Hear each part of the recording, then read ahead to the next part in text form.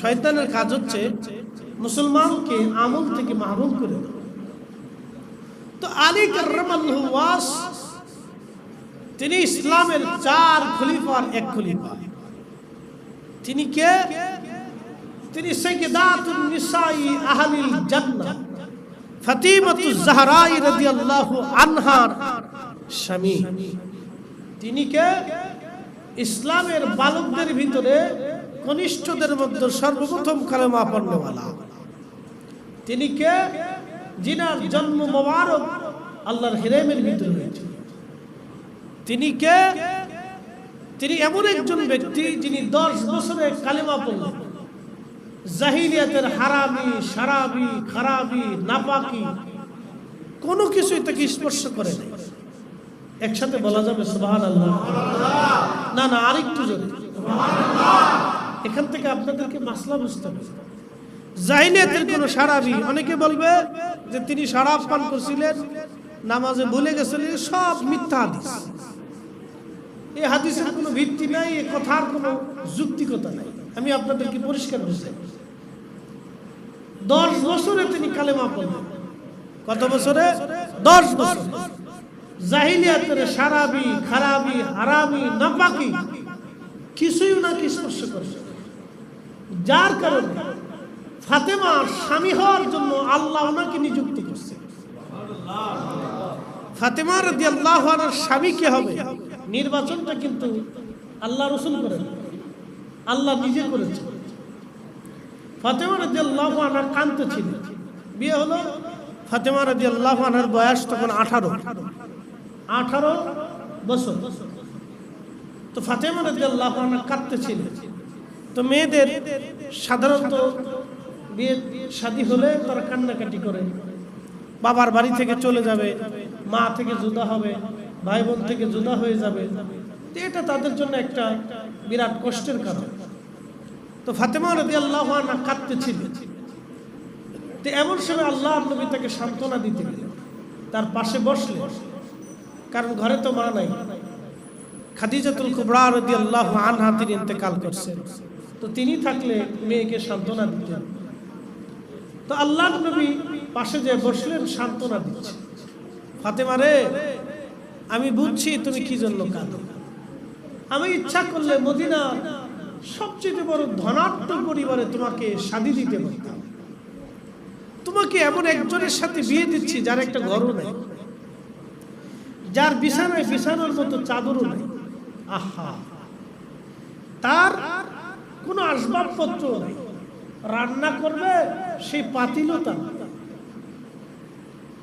আমি একবার একজন গরিব ব্যক্তির সাথে তোমাকে শাদী দিচ্ছি, কিন্তু ফাতেমা জানো, পছন্দটা তো আমার না, তোমার স্বামী যিনি পছন্দ করছেন তিনি আমার আল্লাহ। আর একটু জোরে বলবেন। ফাতেমা রাদিয়াল্লাহু আনহা চোখের পানি মুছে ফেলছে।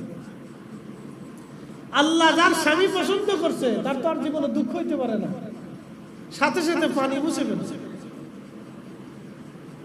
চিন্তা করে তাহলে রাসূলুল্লাহর পছন্দ, আল্লাহর পছন্দের ব্যক্তি হযরত আলী কার্রামাল্লাহু ওয়াজহু। একসাথে বলবেন আল্লাহু আকবার।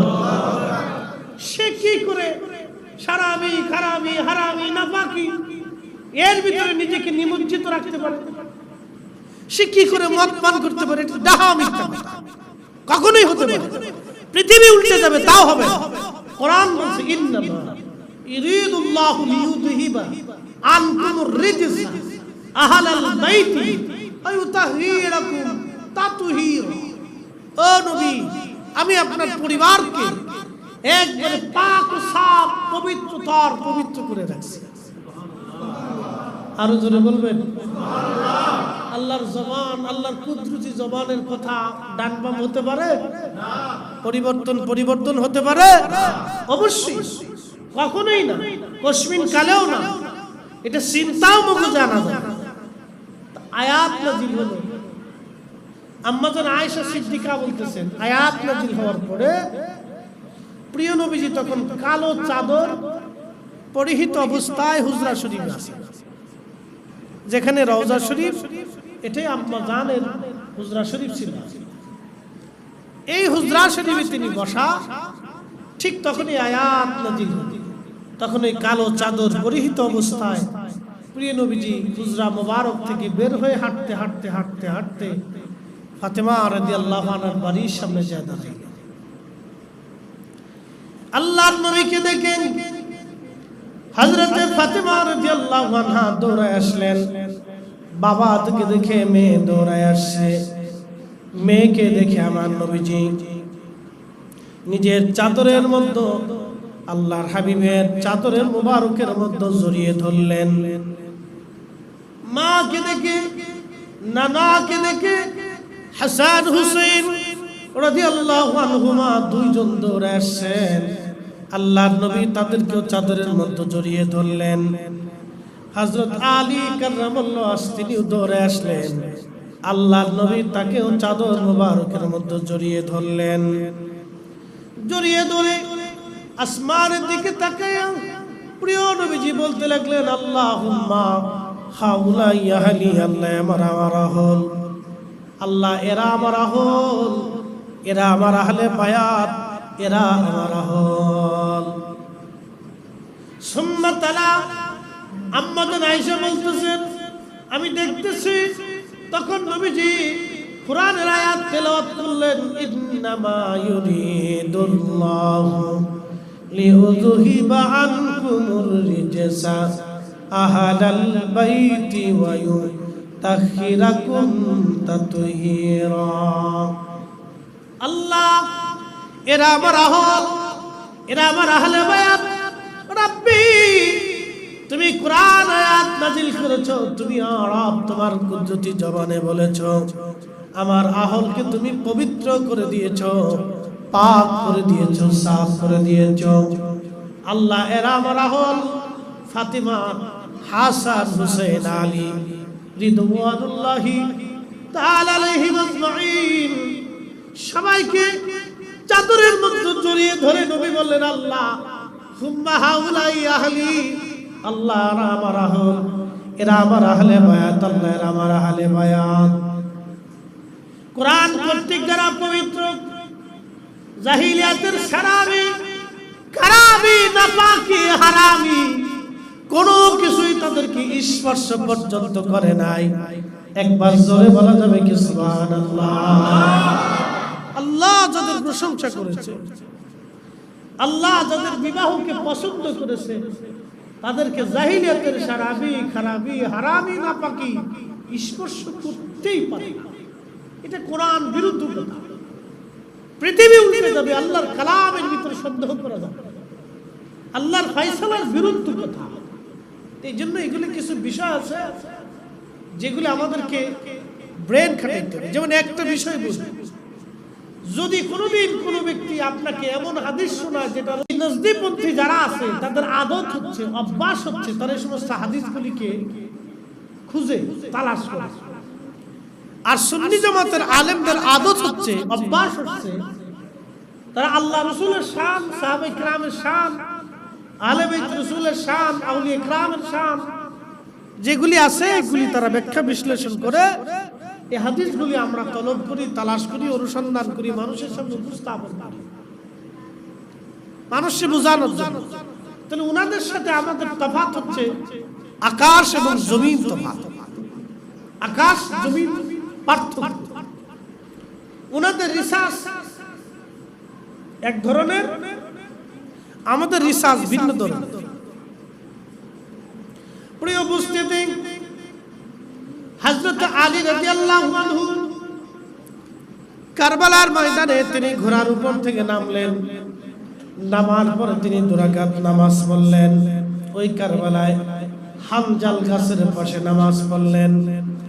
নামাজ শেষ হয়ে যাওয়ার পরে হযরত আলী রাদিয়াল্লাহু আনহু দোয়া করতে লাগলেন। দীর্ঘ সময় দোয়া হলো, ছোটখাটো কোনো দোয়া না, দীর্ঘ সময় তিনি ওইখানে রোদের মধ্যে বসে দোয়া করতে লাগলেন এবং কান্নাকাটি করতে লাগলেন। দোয়া শেষ হয়ে যাওয়ার পরে সাহাবীরা জিজ্ঞেস করলেন, ইয়া আমিরুল মুমিনিন, আপনি কারবালার হামজাল গাছের পাশে কি জন্য আপনি দোয়া করলেন, কেন নামাজ পড়লেন, বিষয়টা তো আমরা বুঝলাম না।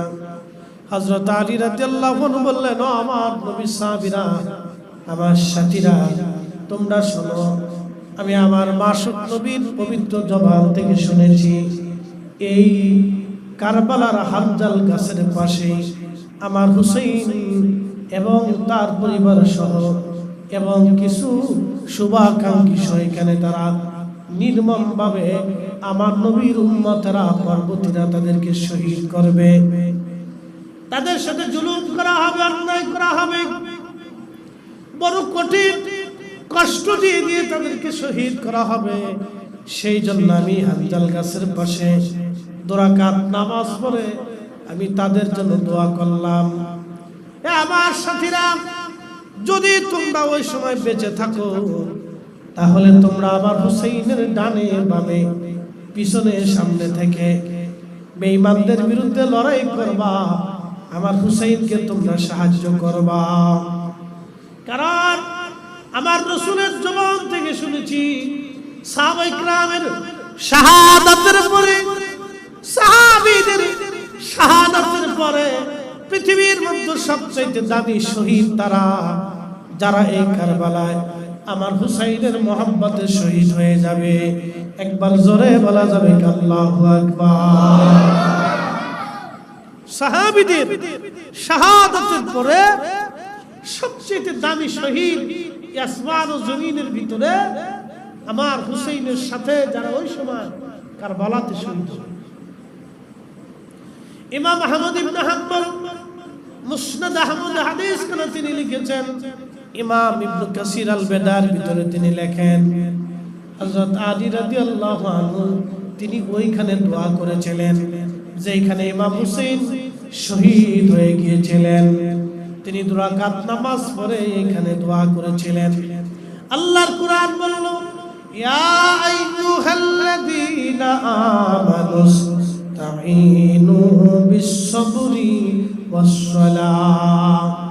ও ঈমানদার, তোমরা আমি আল্লাহর সাহায্য নাও 2 পদ্ধতিতে। একটা পদ্ধতির নাম হলো সবর, ধৈর্যের মাধ্যমে তোমরা আমি আল্লাহর সাহায্য নাও। 2 নাম্বার হলো সালাত, নামাজের মাধ্যমে তোমরা আমি আল্লাহর সাহায্য নাও। এই জন্য যুগে যুগে ওলি আউলিয়া আতকিয়া নুজাবা নুকাবদের আদত ছিল সালাতের পরে দোয়া করা। আল্লাহর কোরআন কর্তৃক এটা সাব্যস্ত, আল্লাহর কোরআন কর্তৃক একটা ব্যবস্থাপত্র, আল্লাহর কোরআনে আল্লাহ প্রেসক্রিপশন দিয়ে দিয়েছেন, তোমরা সালাতের মাধ্যমে আমার আল্লাহর কাছে সাহায্য চাও, তোমরা দোয়া করো। এই জন্য আমরা সুন্নিরা নামাজের পরে দোয়া করি, আল্লাহর কাছে প্রার্থনা করি, সাহায্য চাই। এই কাজকে যারা বেদাত মনে করে থাকে, আল্লাহর কোরআনের ভাষায় বোঝা যায় তারাই বেদাতি।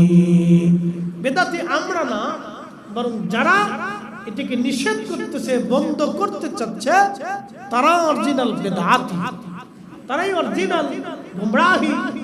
আল্লাহ এই সমস্ত গুমরাহি বেদাতি থেকে আমাদেরকে হেফাজত করুক, সকলে বলেন আমিন। প্রিয় উপস্থিতি, শহীদে কারবালার আলোচনা অনেক বড় দীর্ঘ আলোচনা। আমি তারপর কারবালার সামথিং সামান্য কিছু আলোচনা তুলে ধরব, মনোযোগের সাথে কথা শুনবেন। কেন আমরা হক বেহক বলে থাকি, কেন আমাদের ভিতরে তাদের সাথে আমাদের দ্বন্দ্ব, নাজদীপন্থীদের সাথে আমাদের দ্বন্দ্ব কিন্তু জমি জমা নিয়ে না, রাজনীতি নিয়েও দ্বন্দ্ব না, দেশ নিয়েও দ্বন্দ্ব না, সমাজ নিয়েও দ্বন্দ্ব না, আত্মীয়তা নিয়েও দ্বন্দ্ব না, বিয়ে শাদী নিয়েও দ্বন্দ্ব না। একটাই মাত্র দ্বন্দ্ব, হুব্বে রাসূল, আল্লাহর নবীর মুহাব্বত নিয়ে তাদের সাথে আমাদের দ্বন্দ্ব। রাসূল কারীমের মুহাব্বত নিয়ে তাদের সাথে আমাদের দ্বন্দ্ব, অন্য কোনো কারণ নেই, অন্য কোনো উদ্দেশ্য। দ্বন্দ্ব একটা বুঝায় আপনার, এটার সঙ্গে একটু মনোযোগ দিবেন। আমরাও কালেমা, আমাদেরও কোরআন আছে, আমাদের হাদিস আছে, আমাদের সুন্নাহ আছে, আমাদের জিকির আছে, আমাদের সব আছে। কারবালার ময়দানে দাস্তে কারবালার ময়দানে হুসাইন রাদিয়াল্লাহু আনহু একদম, ওনার সাথে মাত্র 72 জন মহিলা, নারী সহ সম্মানিত আহলে বাইত রাসূল করিম সাল্লাল্লাহু আলাইহি সাল্লামের পরিবার সহ মোট 100 জন। ইতিহাসে এভাবে লেখা কম বেশি হতে পারে সামথিং।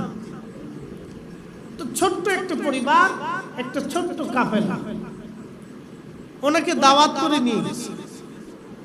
সামনে 22,000 ইয়াজিদের সঙ্গে, 22,000। মনোযোগ দিবেন, এই দলেও কালেমা, 22,000-এর দলেও কালেমা, হুসাইনের দলেও কোরআন ও দলেও কোরআন, এ দলেও হজ ও দলেও হজ, এ দলেও যাকাত ও দলেও যাকাত। তখনকার দিনে মুসলমানরা কিন্তু তাহাজ্জুদ কাজা করত, এত দামি মুসলমান ছিল।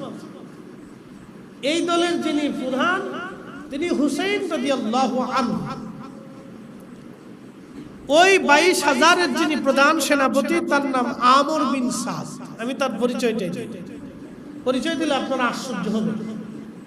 তার বাবার নাম সাদ বিন আবি ওয়াক্কাস রাদিয়াল্লাহু আনহু, যিনি 10 সাহাবীর এক সাহাবী। দুনিয়ার থেকে 10 সাহাবী জান্নাতের সুসংবাদ পেয়েছে। আবু বকর ফিল জান্নাতি, আমর ফিল জান্নাতি, উসমান ফিল জান্নাতি, আলী ফিল জান্নাতি, তালহা ফিল জান্নাতি, জুবাইর ফিল জান্নাতি, আব্দুর রহমান ইবনে আউফ ফিল জান্নাতি, সাঈদ ইবনে জুবাইর ফিল জান্নাতি, আবু উবাইদা ইবনে ফিল জান্নাতি এবং সাদ বিন আবি ওয়াক্কাস রাদিয়াল্লাহু রিদওয়ানুল্লাহি তাআলা আলাইহিম আজমাইন ফিল জান্নাতি। এই 10 জন সাহাবী দুনিয়া থেকে জান্নাতের সার্টিফিকেট নিয়ে কবরে চলে গেছে। তাদের ভিতরে একজন সাদ বিন আবি ওয়াক্কাস, তার কনিষ্ঠ সন্তানের নাম সেনাপতি আমর। শুধু টাকা এবং ক্ষমতার জন্য আহলে বাইত রাসূলের বিরুদ্ধে দুশমনি করার জন্য, শুধু টাকা ক্ষমতার জন্য, শুধু টাকা ক্ষমতার জন্য আহলে বাইত রাসূলের সাথে দুশমনি করার জন্য তারা ময়দানে কারবালায় দাঁড়ায় গেলেন। সেনাপতি আমর বিন সাদ, আহা এত বড় দামি সাহাবীর সন্তান। অবশ্যই আপনারা জানেন আমাদের চাইতে কোরআন তারা বেশি জানতো, আমাদের চাইতে ইয়াকিন তাদের বেশি ছিল, আমাদের চাইতে হাদিস তারা বেশি জানতো, আমাদের চাইতে পরহেজগার তারা বেশি ছিল। কিন্তু আজকে টাকার জন্য, ক্ষমতার জন্য, আজকে ঈমান বিক্রি করে দেওয়ার জন্য তারা আসছে। অতএব আমাদের দেশে 2-4 জন হুজুর, আলেম, উলামা, শায়েখ এটা বিপথে যাবে, কুপথে চলে যাবে, নজদিবাদের পথে চলে যাবে, তাতে আশ্চর্য হওয়ার কিছু নেই। অনেকে ভাবে আরে সর্বনাশ, এত বড় শায়েখ কি করে এ কথা বলতে পারে, কি করে তারা এ সমস্ত আকীদার প্রসার করতে পারে, এত বড় তাহাজ্জুদকারী ব্যক্তি। ওটা স্বাভাবিক,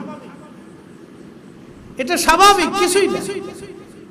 জান্নাতের সুসংবাদপ্রাপ্ত সাহাবী সাদ বিন আবি ওয়াক্কাস রাদিয়াল্লাহু আনহুর মতো, ওনার মতো মহিয়সী মহান ব্যক্তিত্ব, তার সন্তান টাকার জন্য আজকে হুসাইনের গর্দান কাটার জন্য চলে আসছে, প্রধান সেনাপতিত্ব পদ নিয়ে। এটা অস্বাভাবিক কিছু না।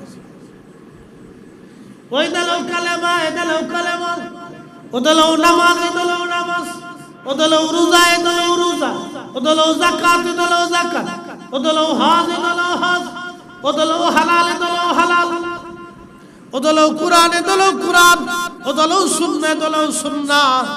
তফাৎ কি? যদি প্রশ্ন করি জবাব দিবেন ইয়াজিদের দল জান্নাতি না হুসাইনের দল জান্নাতি? আপনারা বলবেন হুসাইনের দল জান্নাতি। তাহলে ইয়াজিদের দল জাহান্নামী কেন হবে? তারাও নামাজ পড়লো, রোজা করলো, যাকাত দিল, হজ করলো, জিকির করলো, ফিকির করলো, তাদেরও কালাম আছে, কালেমা আছে, তাদেরও নামাজ আছে। কি জন্য তাহলে তারা জাহান্নামী? একটা মাত্র কারণে, হুব্বে রাসূল, আল্লাহ নবীর মুহাব্বত। যদি আল্লাহ রাসূলের মুহাব্বত তাদের অন্তরে থাকতো হুসাইন রাদিয়াল্লাহু আনহুকে ওই ময়দানে তারা শহীদ করতে পারত না, তারা তার গলায় ছুরি চালাইতে পারত না, তার পরিবারকে 3 দিন পর্যন্ত পানির তৃষ্ণা দিয়ে কষ্ট দিত না। তা আমাদেরকে বুঝতে হবে অনেক জটিলতা এর মধ্যে। তো হুসাইন রাদিয়াল্লাহু আনহু তিনি ময়দানে, তো 2 দল একমাত্র কারণে এক দল পাকভ্রষ্ট হলো, তারা রাসূল করিম সাল্লাল্লাহু আলাইহি সাল্লামের মহব্বত না থাকার জন্য। শোনেন, ভালোবাসাটা 2 ধরনের, মহব্বত 2 ধরনের। একটা হলো মহব্বতের জাতি, মহব্বতের সিফাতি। এই তুলনাটা বুঝে যাবে। অনেকে বলে আমাদেরও তো দাড়ি আছে, তো রাসূলকে ভালোবাসি বিধায় দাড়ি রাখি। অনেকে বলে আমাদের টুপি আছে, তো আল্লাহ রাসূলকে মহব্বত করি বিধায় তো টুপি মাথায় দিই। অনেকে বলে আমাদের তো গায়ে জুব্বা আছে, তো আল্লাহ রাসূলকে মহব্বত করি বিধায় তো জুব্বা গায়ে দিছি। আমরা তো ডান হাতে খাই, তো রাসূল করিম ডান হাতে খাইছেন বিধায় খাই। তো রাসূলের সুন্নাতকে ভালোবাসি, তো আমরা তো রাসূলকে ভালোবাসি। কথা সত্য। মহব্বত 2 ধরনের, একটা মহব্বতের জাতি, মহব্বতের সিফাত। মহব্বতের জাতি হচ্ছে খাস ভাবে মহব্বত করা, জীবন দিয়ে মহব্বত করা। যেমন আমাদের দেশের মুক্তিযোদ্ধারা যখন যুদ্ধ করছে, তখন যুদ্ধ করার সময় কিন্তু তাদের নিজেদের জীবনের প্রতি মহব্বত ছিল না, তাদের দেশের প্রতি মহব্বত ছিল।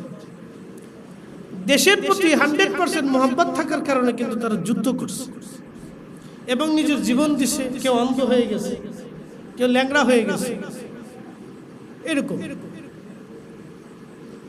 বদরের প্রান্তরে সাহাবায়ে কেরাম উপস্থিত, 313 জন, কাফেররা 1000-এর উপরে।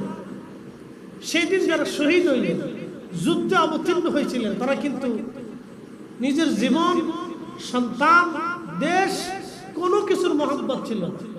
একটা মহব্বত ছিল সেই দিন, যে আল্লাহর এই জমিনে এই দিন টিকায় রাখতে হলে আজকে জিহাদ করতে হবে, হয় মরব না হয় বাঁচব।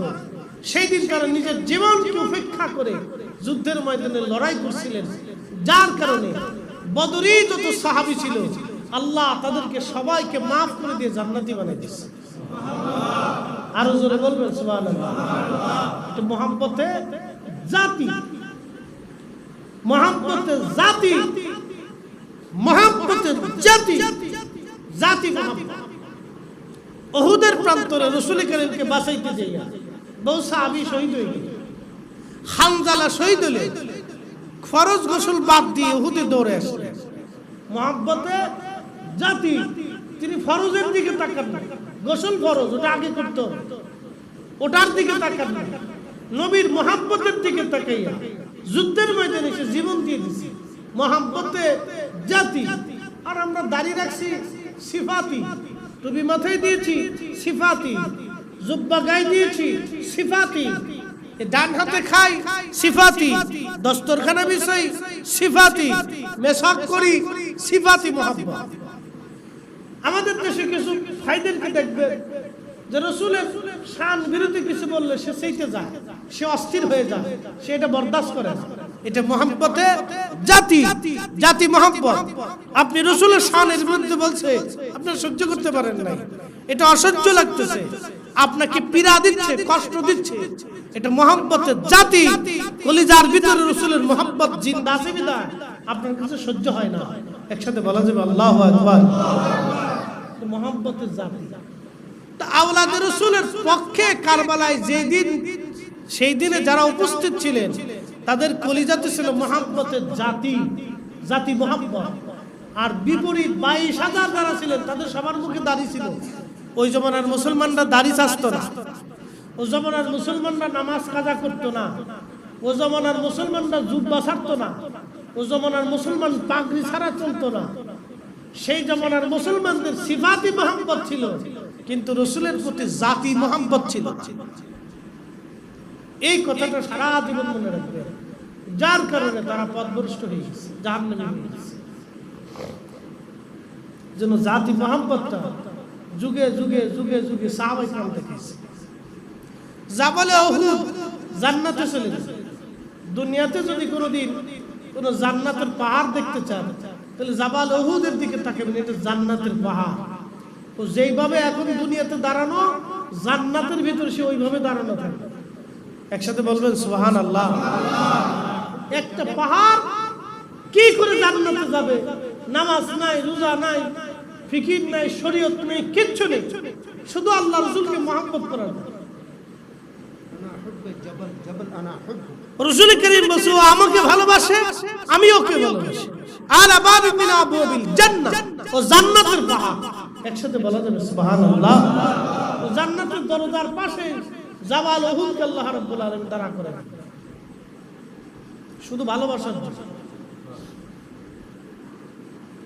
মদিনাতে আরেকটা পাহাড় আছে জাবাল আইন, ওটার নাম জাবালে না, জুলহুলাইফা মসজিদের বাম পাশে পাহাড়টা জাবাল আইন। আল্লাহ রাসূল বলেন ও আমার সাথে দুশমনি করে।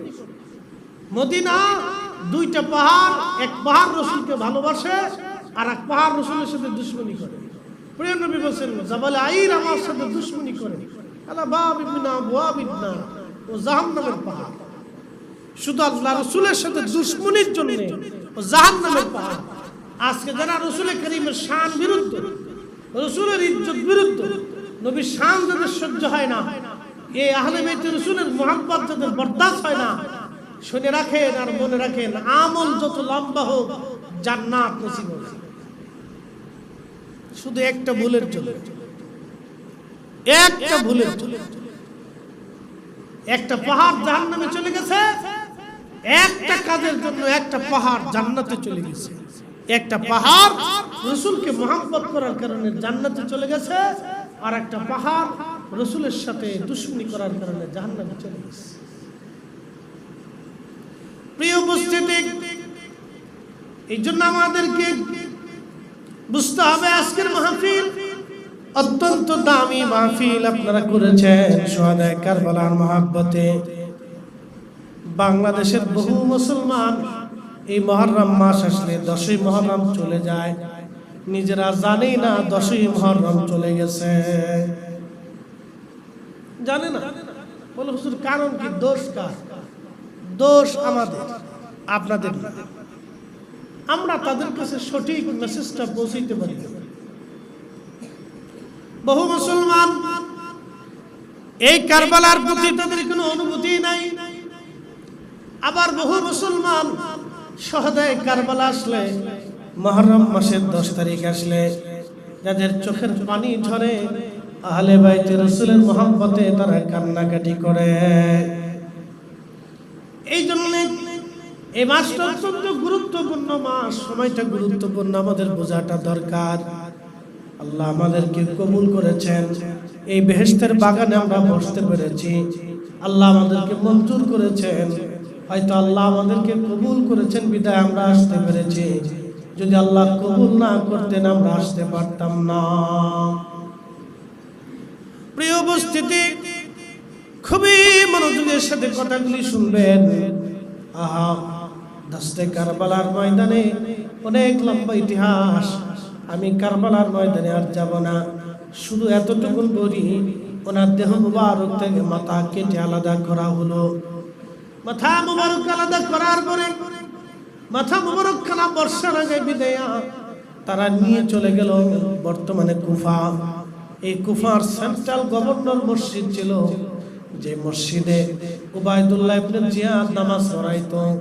একটু চিন্তা করেন, আগের যুগের আমির উমরা যারা ছিল তারা নামাজ পড়াইতো। আগের যুগের আমির উমরা যারা, তারা নামাজের ইমামতি করত। ধরেন এই জেলার যিনি ডিসি, তিনি জেলা মসজিদে নামাজ পড়ান। এই থানার যিনি প্রধান, তিনি থানা মসজিদে নামাজ পড়ান। তিনি হবেন থানা মসজিদের খতিব, তিনি প্রধান। আচ্ছা আপনারা চিন্তা করেন তো, জেলা মসজিদের ডিসি সাহেব যদি খতিব হন, ইমামতি করেন, তাহলে আশা করি উনি চুরি করার কথা না, ডাইনবাম করার কথা না, দুর্নীতি করার কথা না, বেইনসাফি করার কথা না, দায়িত্ব অবহেলা করার কথা না। এই জন্য আগের যুগের আমির উমরারা সালাতের ইমামতি করতেন, নামাজের নামাজ পড়ে, প্রত্যেকজনই নামাজ পড়ে। সিচুয়েশন চেঞ্জ, যার কারণে আমরা বিপদগ্রস্ত। কৈফিয়ত দেওয়ার মতো কোনো সুযোগ নাই, কৈফিয়ত চাওয়ার মতো কোনো সুযোগ নাই। ধরেন আমাদের দেশের যিনি এসপি সাহেব, তিনি যদি মসজিদে ইমামতি করেন, তাহলে ওই মসজিদে জোয়ার নামাজ পড়ার জন্য হাজার হাজার মুসলিম উপস্থিত।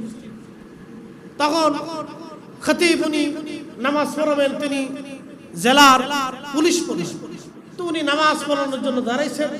এমন সময় ব্যক্তি দাঁড়ায় বলল, স্যার আমার কিছু বক্তব্য আছে, কথা আছে, আপনি নামাজ পড়াবেন, আমার ফয়সালাটাকে দিয়ে দেন। আপনি অমুক জায়গায় এই কাজ সংগঠিত হয়েছে, এখনো ফয়সালা হয়নি। এই যে কৈফিয়তটা, এই যে সুযোগটা, এটা আমাদের এখন আর নাই। পরিস্থিতি সিচুয়েশন ভিন্ন, যার কারণে আমাদের অনেক কিছুই আমরা এখন পাই না। আগের যুগের খেলাফতি ব্যবস্থার ভিতরে এই সিচুয়েশনগুলি ছিল। যিনি রাষ্ট্রের প্রধান, তিনি একবারে সেন্ট্রাল মসজিদে নামাজ পড়াবেন। ইয়াজিদও নামাজ পড়াইছেন, সেও কিন্তু নামাজ পড়াইছে। তো উবাইদুল্লাহ ইবনে জিয়াদ গভর্নর, তিনি কুফার গভর্নর, তিনি সেন্ট্রাল মসজিদে নামাজ পড়তে গেছেন, মিম্বরে বসছে। তো মনোযোগ দিয়ে হুসেন রাদিয়াল্লাহু আনহু পবিত্র মাথা মোবারক নিজের পায়ের সামনে, নিচে মিম্বরের নিচে পায়ের সামনে একটা প্লেটের উপরে রাখা হয়েছে। উনি মিম্বরে বসে, উনি মসজিদের ভিতরে ভাষণ দিচ্ছে, মুসলমানরা আমিরুল মুমিনিন ইয়াজিদের বিজয় আল্লাহ দিয়েছে, আর মিথ্যাবাদী হুসাইনের পরাজয় আল্লাহ দিয়েছে। নাউজুবিল্লাহ। মসজিদে হাজার হাজার মুসলমান, কারো কথা নাই, সবাই চুপ। হাজার হাজার মুসল্লি, সবাই চুপ, কেউ কথা বলে। কি বুঝলেন? মুসলমান আছে, মরে গেছে। হাজার হাজার মুসলমান, কারো কথা, সবাই চুপ। তাহলে যারা নামাজ পড়তে আসছে তারাও বেঈমান, যিনি নামাজ পড়াচ্ছেন তিনিও বেঈমান। তা আমার দেশের দুই একজন হুজুর এরকম বেঈমান হবে, তাতে কিচ্ছু আসে যায় না, ও তো চিন্তার কোনো কারণই নেই, হতেই পারে। আগেও ছিল। তো মনোযোগ দিয়ে হাজার হাজার মুসল্লি, কোনো প্রতিবাদ নেই, সব চুপ। উনি ভাষণ দিচ্ছেন, মুসলমানেরা আমিরুল মুমিনিন ইয়াজিদের বিজয় আল্লাহ দিয়েছে, মিথ্যাবাদী হুসাইনের পরাজয় আল্লাহ দিয়েছে। আহা, মসজিদের এক কোণা একজন অন্ধ বসা ছিল, তার নাম ইবনে আফিফ, আব্দুল্লাহ ইবনে আফিফ রাদিয়াল্লাহু আনহু। তিনি সাহাবী ছিলেন, তিনি আলী রাদিয়াল্লাহু আনহুকে মহব্বত করতেন, আহলে বাইতের রাসূলকে খুব ভালোবাসতেন, কিন্তু অন্ধ। এক কোণায় বসেছিলেন ইবনে আফিফ, আর সহ্য করতে পারেন না, চোখ অন্ধ কিন্তু দিল অন্ধ। দাঁড়িয়ে গেলে প্রতিবাদ করে বলেন, মারজানার ছেলে, এইভাবে বলতেছেন মসজিদের কোণায় দাঁড়িয়ে, এই মারজানার ছেলে, আল্লাহ যদি আমার চোখ ভালো করতেন, আমি অন্ধ যদি না থাকতাম, এই মসজিদের ভিতর থেকে হত্যা করতাম। তুই আমার আহলে বাইতের রাসূলের, আল্লাহর নবীর আওলাদকে মিথ্যাবাদী বলতেছিস, আর দুশমনের রাসূলকে তুমি আমিরুল মুমিনিন বলতেছিস। আল্লাহর কসম, আমি ইবনে আফিফের চোখ ভালো থাকলে তোকে মারজানার ছেলে মসজিদে থেকে হত্যা করতাম। শুধু এই বাক্যটুকু ব্যবহার করার কারণে, আহলে বাইতের রাসূলের পক্ষ অবলম্বন করার কারণে সেই দিন তাকে মসজিদের বাহিরে এনে জবাই দেওয়া হয়েছে।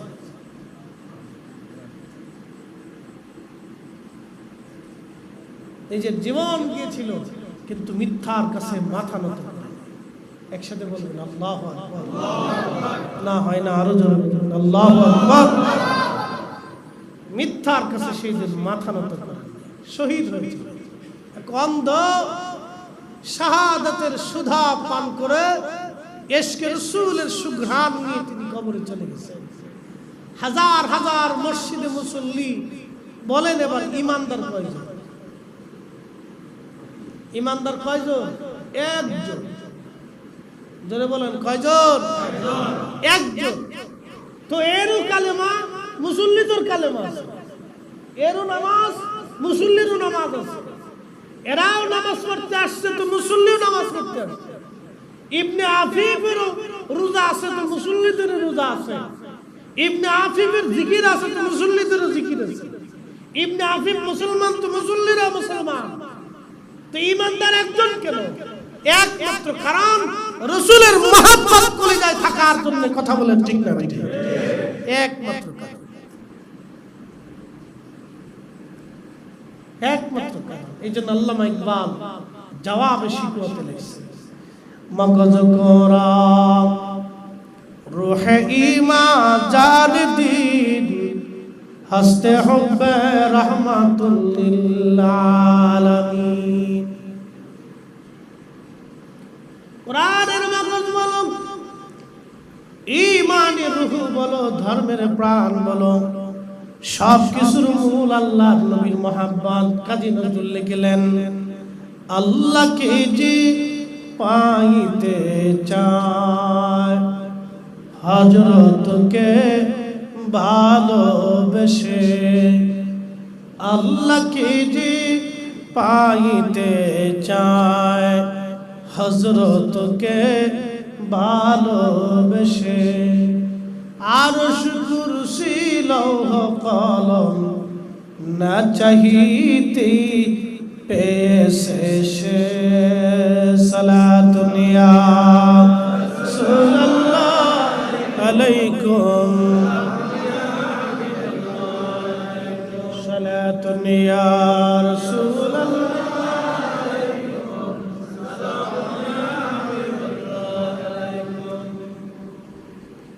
হযরত হুসাইন রাদিয়াল্লাহু আনহু পবিত্র মস্তক নিয়ে যাওয়া হলো গভর্নর হাউস কুফা। উবাইদুল্লাহ ইবনে জিয়াদ একখানা লাঠি হাতে নিয়ে আওলাদের রাসূলের মুখ মুবারক, চক্ষু মুবারকে, ঠোঁট মুবারকের মধ্যে এরকম আঘাত করতেছিলেন, মৃদু মৃদু আঘাত করতেছিলেন, আর তাকে বকাঝকা করতেছিলেন।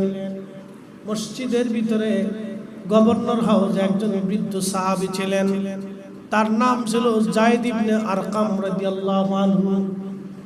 নবীজির দরবারে তিনি যখন ছিলেন তখন তিনি যুবক ছিলেন, আর ইমাম হুসাইন রাদিয়াল্লাহু আনহু তখন ছোট ছিলেন।